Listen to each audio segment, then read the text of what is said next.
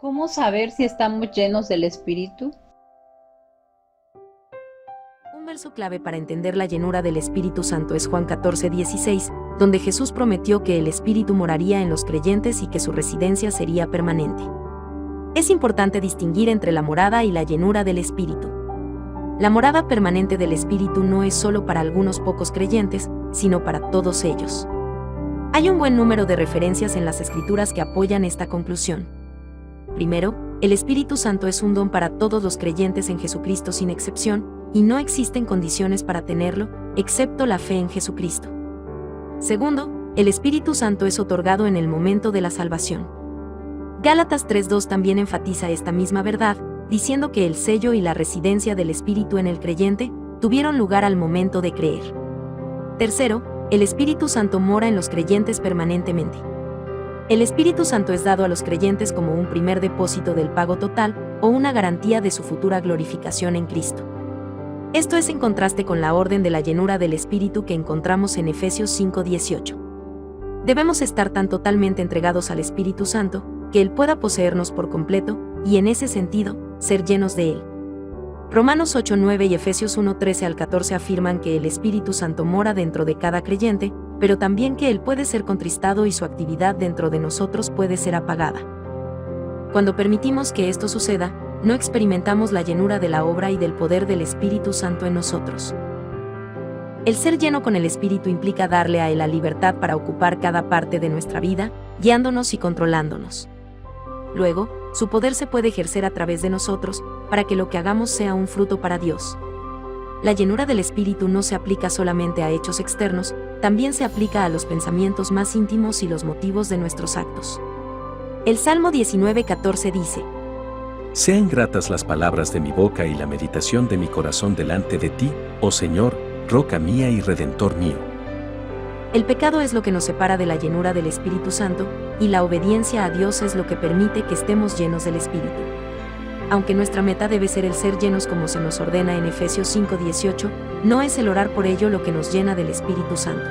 Es solo nuestra obediencia a los mandatos de Dios lo que permite la libertad del Espíritu para obrar dentro de nosotros. Debido a nuestra naturaleza pecaminosa, es imposible para nosotros permanecer llenos del Espíritu todo el tiempo. Cuando pequemos, debemos inmediatamente confesarlo a Dios y renovar nuestro compromiso de ser llenos y guiados por el Espíritu Santo. Benedicto Lima Cesa fue por muchos años el enemigo número 1 de Brasil. Le apodaban el Siete Dedos, por haber perdido 3 en un accidente ferroviario. Desde muy temprano se inició en la vida de ratero. Se conocían por todas partes sus hazañas. Le ponían celadas, pero se escapaba una y otra vez. Era sumamente diestro en el arte de hacer llaves, de romper rejas y de cavar túneles. Se le acusó de 10 muertes y 23 escapatorias, y se le condenó a un total de 104 años en presidio. En el año 1954 cayó en una red que le tendieron. Estando de visita a un pastor cristiano, se puso en contacto con él, le dio la palabra y le enseñó a orar. El hombre se convirtió a Cristo. Al cabo de un tiempo, probaron su sinceridad y se hicieron arreglos para que apareciera en un programa de televisión por toda la nación y diera su testimonio. Llegó la noche de su presentación ante las cámaras. Para sorpresa suya, se encontró allí con el agente policíaco que le arrestó por primera vez y lloró, con otro agente que había dejado tendido como muerto a la orilla de una carretera. A este pidió perdón. Estaba también allí su padre, a quien le pidió su bendición, y a su madre le dijo, bañado en lágrimas: Madre, delante de Dios te prometo que estas manos no volverán a hacerle daño a nadie. La mayor evidencia de ser lleno del Espíritu es conversión a Cristo, reconciliación con los demás por Cristo, testificar de Cristo. ¿Cuál es la diferencia entre recibir el Espíritu y el bautismo en el Espíritu? Lo primero que tenemos que entender es que el proceso del nuevo nacimiento espiritual es similar al biológico, según se lo explicó Jesús a Nicodemo. En el nacimiento biológico natural que Jesús llamó lo que es nacido de la carne, hay 3 etapas muy bien conocidas: concepción, gestación y alumbramiento. La concepción se da en el momento en que el óvulo femenino es fecundado por el espermatozoide. En ese preciso instante se lleva a cabo la concepción y se engendra una nueva vida, la cual, aunque invisible a los ojos, empezará a crecer y a desarrollarse en un ser humano. Juan 1:13 dice que todos los que hemos recibido a Jesús hemos sido engendrados, es decir, concebidos por Dios. En ese preciso momento de ser engendrados por Dios, el Espíritu Santo entra en nosotros y nos da vida nueva, da vida a nuestro espíritu que estaba muerto a causa del pecado, y nos volvemos uno con Él, porque está escrito que el que se une al Señor, un espíritu es con Él. Esta experiencia de la concepción espiritual, cuando recibimos el Espíritu Santo, se ve claramente en Juan 20, cuando Jesús, después de resucitar, se aparece a los discípulos y sopla y les dice: reciban el Espíritu Santo. 4 días antes ya les había dicho que el Espíritu Santo estaba con ellos, pero que iba a estar en ellos, esto es, a morar dentro de ellos. Esta fue la concepción espiritual de los discípulos y aparentemente nada pasó. No hubo ningún cambio, porque más de una semana después se fueron a pescar, como lo revela Juan capítulo 21. Los discípulos recibieron el Espíritu Santo la misma noche del día que Jesús resucitó, pero no salieron a predicar ni nada extraordinario sucedió en sus vidas, tal como sucede hoy con los que reciben a Jesús. Aparentemente no pasa nada, como en la concepción biológica, pero a partir de allí empiezan a suceder cambios lenta y paulatinamente. Entonces, recibimos el Espíritu Santo desde el momento en que creemos en Jesús, y a partir de allí Cristo empieza a ser formado en nosotros en el periodo de la gestación. El periodo de la gestación biológicamente es de 9 meses por lo general y depende mucho de la alimentación y cuidados de la madre. Espiritualmente hablando, cuando alguien recibe a Cristo, aparentemente no sucede nada, como en la concepción biológica. Pero así como la madre empieza a tener malestares diversos, el que ha recibido a Cristo empieza también a experimentar problemas que no tenía ni nunca tuvo antes.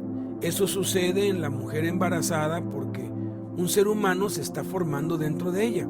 Y en los que hemos recibido a Cristo, Pablo lo describe así: hijitos míos, por quienes vuelvo a sufrir dolores de parto hasta que Cristo sea formado en ustedes. Gálatas 4:19. El periodo de gestación espiritual no depende de un reloj biológico, sino de la palabra de Dios que se recibe, como está escrito: siendo renacidos, no de simiente corruptible, sino de simiente incorruptible, por la palabra de Dios que vive y permanece para siempre. Eso está en 1 de Pedro 1:23.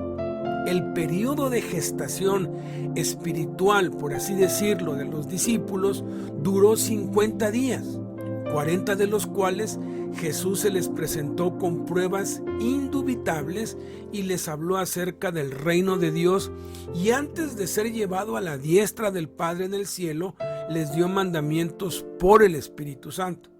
Después que los discípulos vieron a Jesús ascender al cielo, se fueron a Jerusalén y estuvieron 10 días orando y esperando en un aposento alto, hasta el día de Pentecostés, cuando iban a ser bautizados en el Espíritu Santo, es decir, iban a nacer de nuevo, manifestando los resultados del nuevo nacimiento, que son los mismos del bautismo en el Espíritu Santo.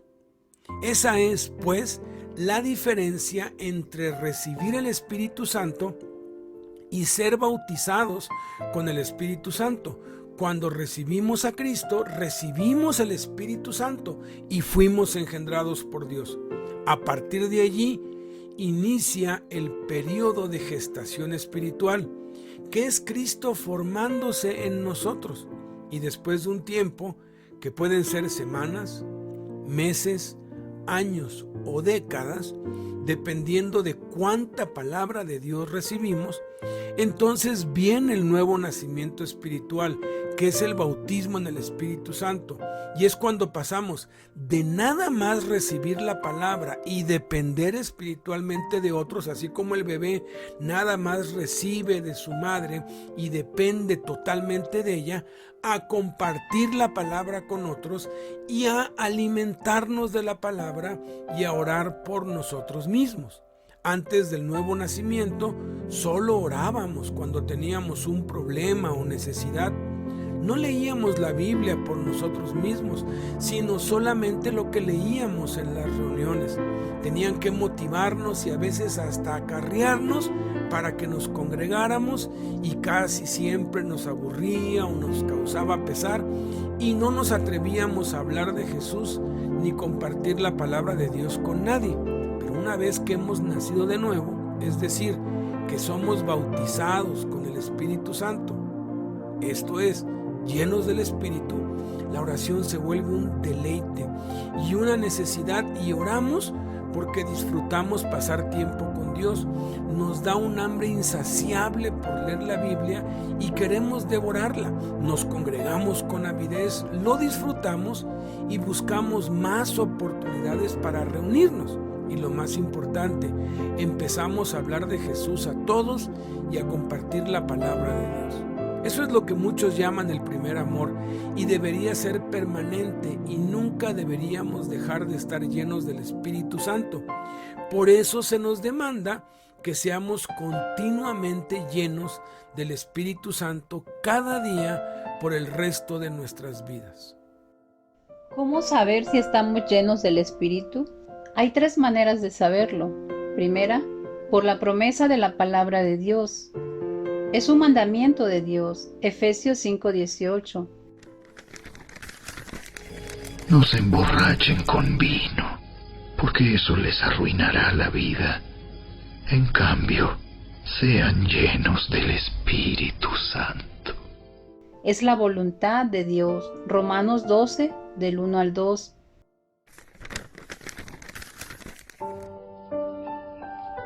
Por lo tanto, amados hermanos, les ruego que entreguen su cuerpo a Dios por todo lo que Él ha hecho a favor de ustedes, que sea un sacrificio vivo y santo, la clase de sacrificio que a Él le agrada. Esa es la verdadera forma de adorarlo. No imiten las conductas ni las costumbres de este mundo.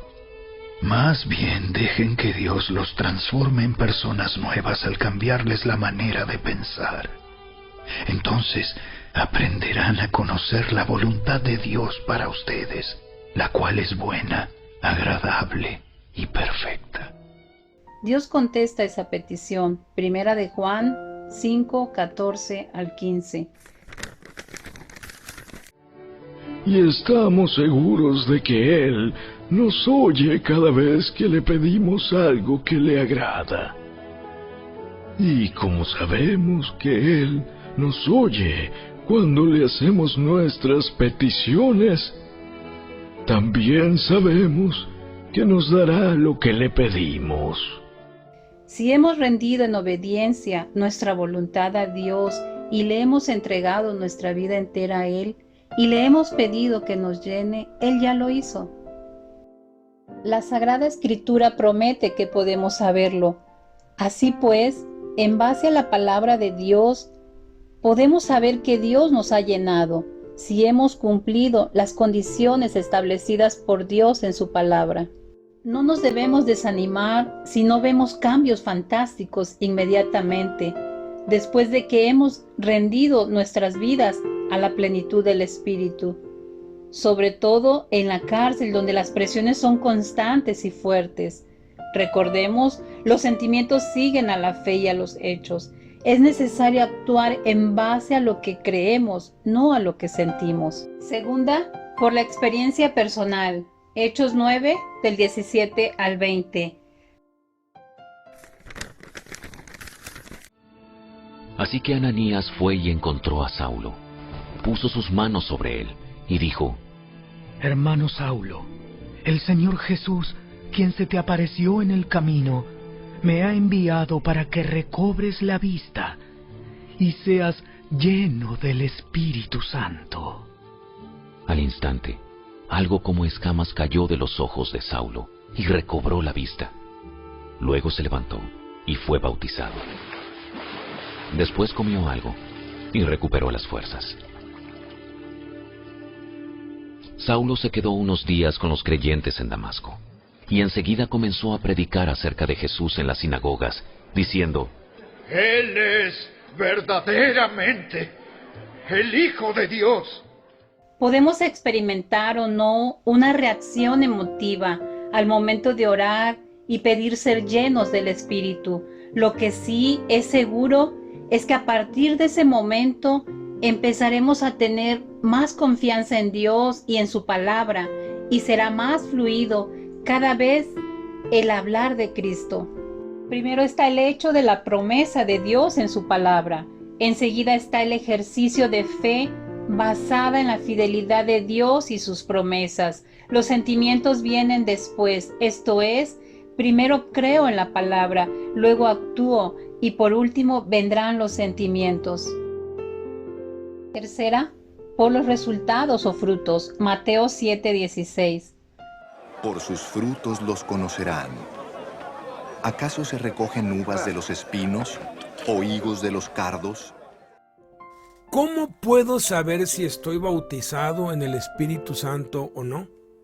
El bautismo en el Espíritu Santo inicia con el nuevo nacimiento. Por eso se le denomina bautismo, porque es el inicio.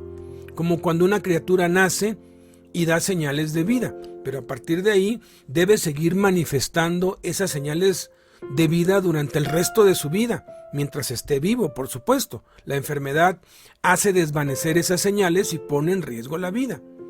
Cuando se da el alumbramiento o nuevo nacimiento, que es cuando el bebé sale del vientre de su madre y se vuelve visible a los ojos humanos, hay 3 señales de vida que aparecen.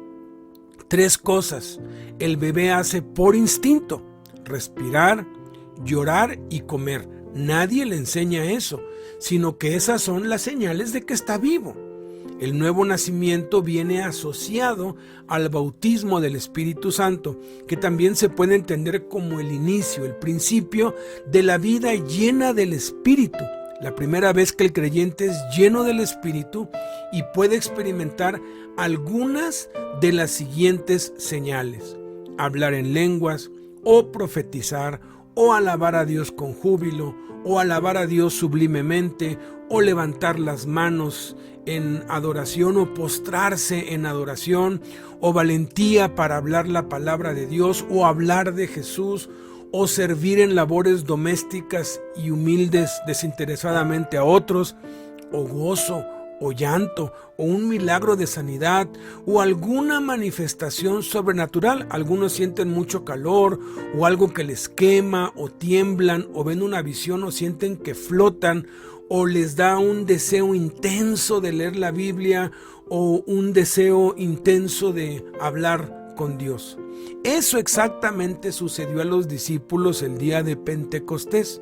Tuvieron una experiencia sobrenatural, señales externas del bautismo en el Espíritu Santo que ya habían recibido 50 días antes. Jesús fue quien tomó la iniciativa y los bautizó con el Espíritu Santo.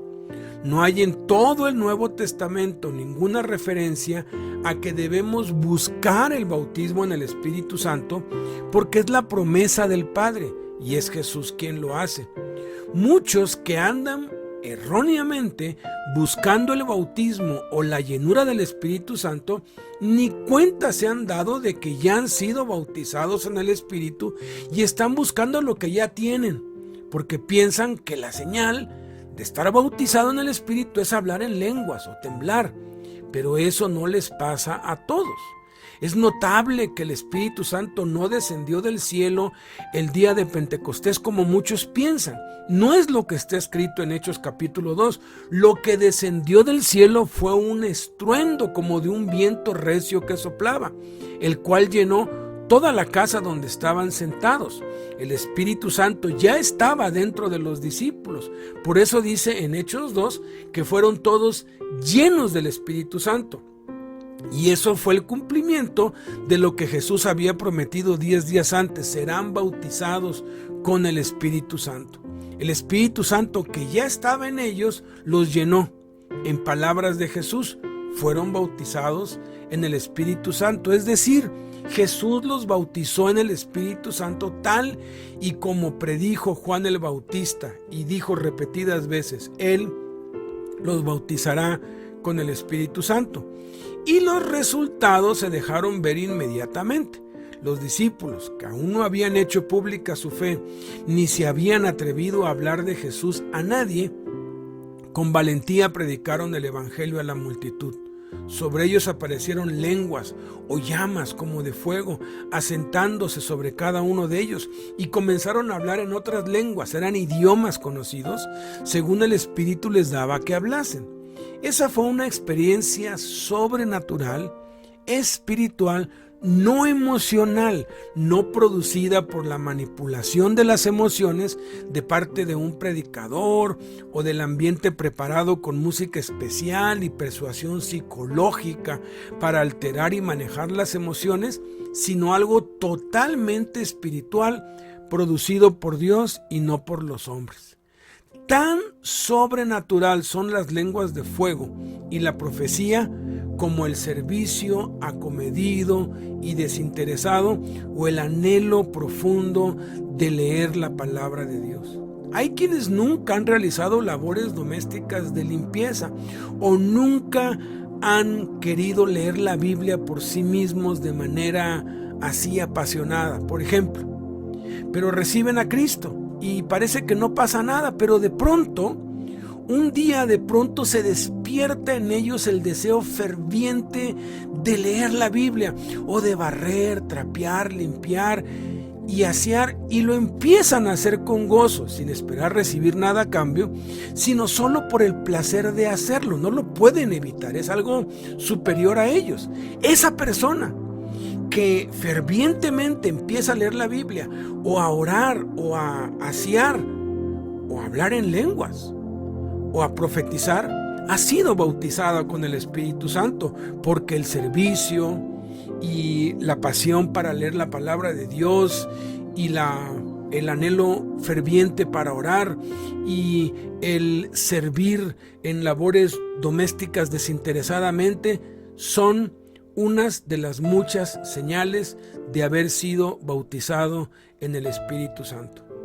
Pero, ¿cómo saber si la experiencia que has tenido, sea hablar en lenguas, o gozo, o llanto, o servicio, o el fuego interno, o alabar a Dios, o levantar las manos, o postrarse en adoración, o ese anhelo ardiente, ferviente de leer la Biblia o de orar, o profetizar, o predicar la palabra, o hablar de Cristo, o ese temblor corporal, o esa visión, o ese milagro de sanidad, o cualquier manifestación externa, no es meramente emocional y sí fue el bautismo en el Espíritu Santo? Porque puede ser que fui a una predicación y me hablaron de las bendiciones de leer la Biblia y yo salí emocionado y fui a mi casa y me puse a leer la Biblia y leí como 3-4 horas, pero al siguiente día ya no pasó nada. Fue como llamarada de petate, como le llaman. Pero si esa experiencia sigue, si esa experiencia está allí, ¿cómo saber si no fue nada más la emoción de algo que yo escuché? O si en verdad el Espíritu Santo me bautizó y por eso no encuentro el momento para seguir leyendo la Biblia o para estar limpiando cosas o para estar hablando en otras lenguas. ¿Cómo saber si eso es el Espíritu Santo y no mis emociones, no la manipulación de otro? por los resultados, que siempre fueron los mismos en cada una de las 7 ocasiones que Jesús bautizó en el Espíritu Santo en el libro de los Hechos.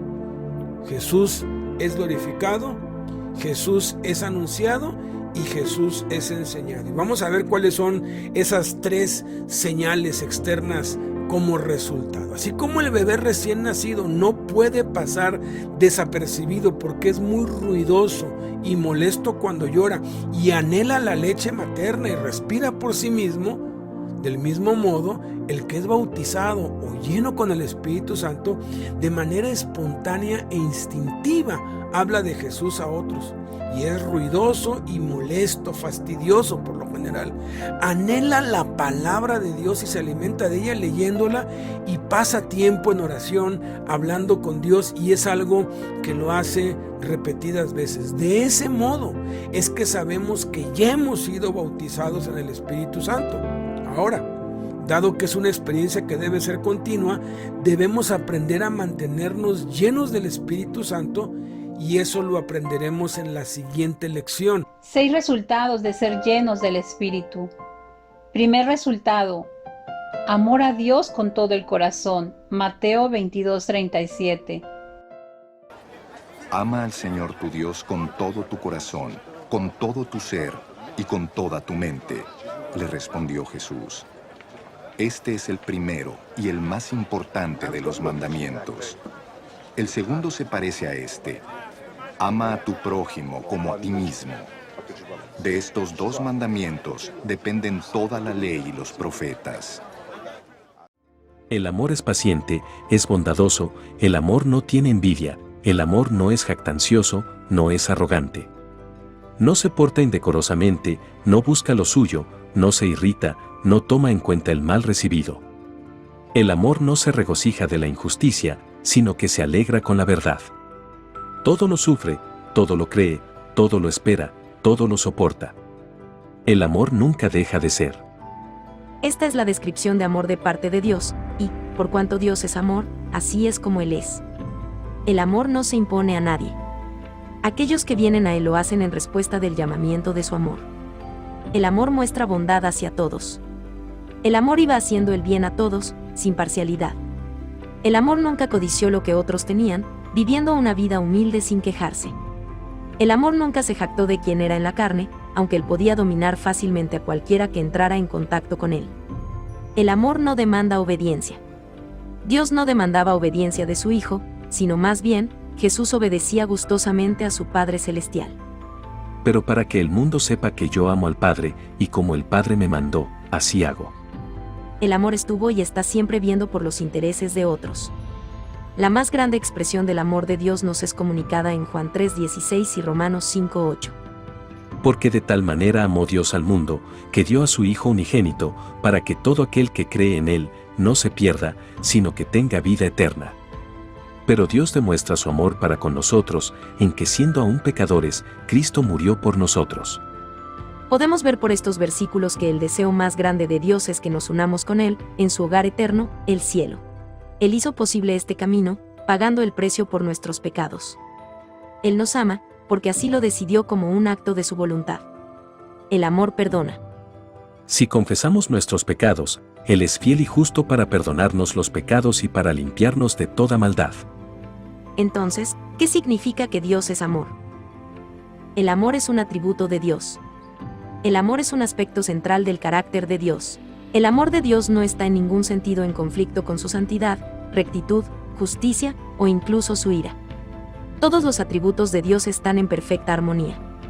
Todo lo que Dios hace es amar, así como todo lo que hace es justo y recto. Dios es el ejemplo perfecto del verdadero amor. Asombrosamente, Dios ha otorgado a aquellos que reciben a su Hijo Jesucristo como su Salvador personal del pecado, la habilidad de amar como Él lo hace, a través del poder del Espíritu Santo. Segundo resultado: amor por el prójimo como a uno mismo. Amor por la esposa, el esposo. Efesios 5:25. Para los maridos, eso significa: ame cada uno a su esposa, tal como Cristo amó a la iglesia. Él entregó su vida por ella. Hijos, Efesios 6:4. Padres, no hagan enojar a sus hijos con la forma en que los tratan. Más bien, críenlos con la disciplina e instrucción que proviene del Señor. Padres, Efesios 6:2. Honra a tu padre y a tu madre. Ese es el primer mandamiento que contiene una promesa. Si honras a tu padre y a tu madre, te irá bien y tendrás una larga vida en la tierra. Hermanos de familia, Primera de Juan 2:11, 3:10 al 12.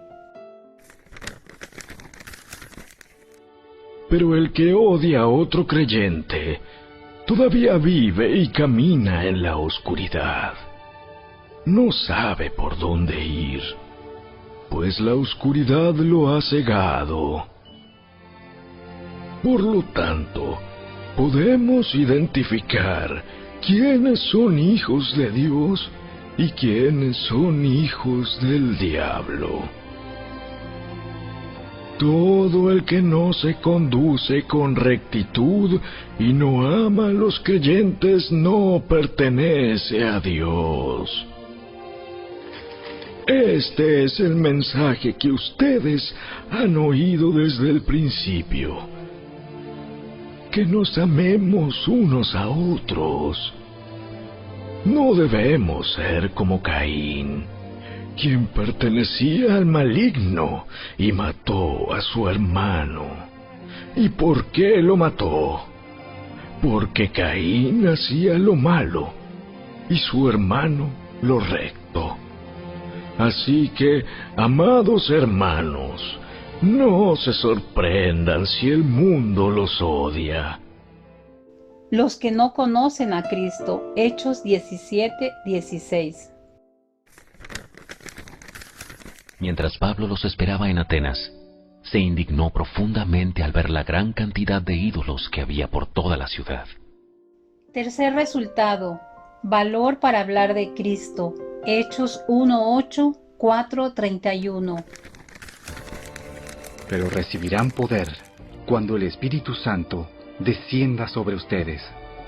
Y serán mis testigos, y le hablarán a la gente acerca de mí en todas partes, en Jerusalén, por toda Judea, en Samaria y hasta los lugares más lejanos de la tierra. Después de esta oración, el lugar donde estaban reunidos tembló, y todos fueron llenos del Espíritu Santo, y predicaban con valentía la palabra de Dios. Cuarto resultado, cambio de carácter, Gálatas 5:22 al 23.